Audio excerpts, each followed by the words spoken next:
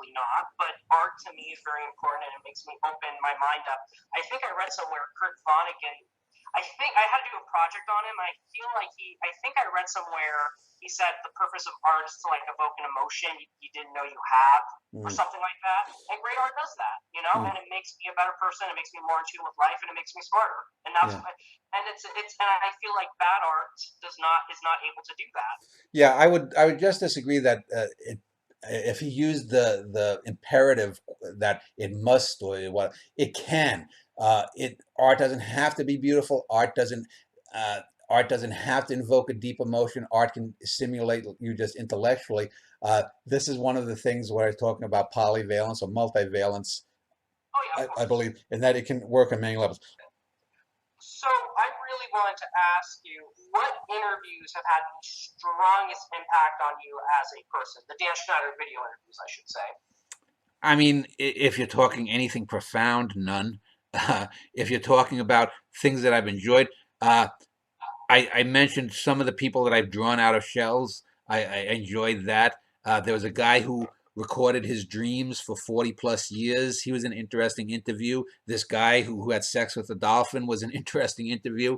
Um, uh, my favorites are probably some of the interviews where I have two or three people panels, and I haven't had many of them in the last 15, 20 interviews because with this COVID stuff, it's getting more difficult. Uh, but I did a couple of really great interviews on horror film. One was about 2 hours and 45 minutes on horror films with two guys, and then two other guys I did on monster movies. And so you have about 5.5 hours of talking about monster and horror films. And it's just terrific because these guys were these, so pop culturally smart.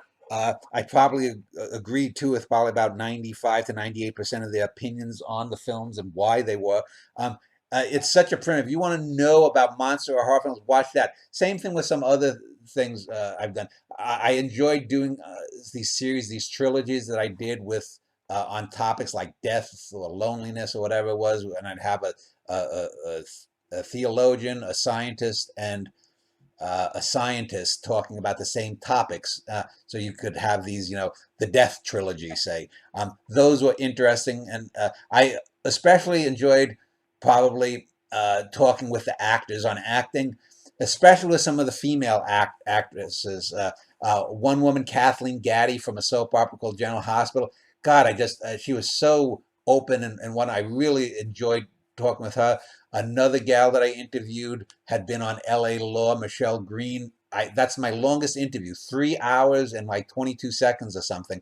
She could have gone another 2 or 3 hours. And if we were both single and we were living in the same area, I would have probably asked her out after the interview because she just seemed so interesting and fascinating, and I found her very attractive. Um, and a few other the women that I've interviewed, because the women, even more so than the men, would open up personally. And so you're getting not just a topical interview, but a personal interview. And so those are probably my favorites. But there are no interviews that I would say that are earth shaking, that are going to change your mind about or change my mind about this, that, or the other thing. So there have been none that have emotionally impacted you, but there are more like interesting, like like I can think about this, like you can ruminate over it. Yeah, I mean and that's the purpose of talking with someone about a topic, especially when I learn something, whether it's talking about Genghis Khan or other aspects. I did one interview I remember about what who was more important to the winning of World War II, the Soviet Union or the U.S. That was an interesting kind of debate. And I've done so many, I don't even remember all of them, but I've enjoyed probably maybe there were 4 or 5 interviews that were I didn't particularly have an enjoyment for, but they weren't bad, and I don't think there's really aside from some technical issues early on, and occasionally when people would have subpar equipment on their, or use an 8-year-old laptop computer, and then they'd complain about, oh, why isn't my image perfect or my voice right? Well, you're using a fucking uh, 2010 laptop, and But anyway, I I enjoy it, and I think it's my interviews are. again, show me better interviews with more and interesting people.